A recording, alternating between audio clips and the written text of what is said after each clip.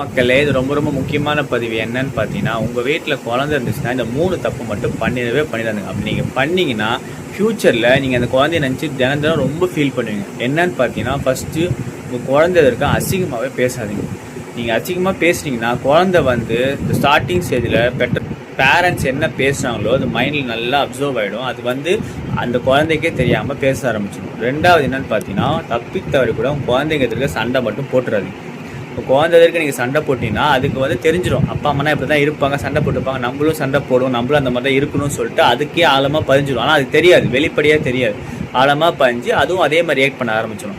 3வது தாங்க ரொம்ப ரொம்ப முக்கியமானது. என்னன்னு பார்த்தீங்கன்னா, குழந்தைய எந்த காரணத்துலேயும் கையே வைக்காதீங்க. நீங்கள் அடித்து அடித்து அடித்து வளர்த்திங்கன்னா அந்த குழந்தையும் மிருகமாக தான் வளரும்.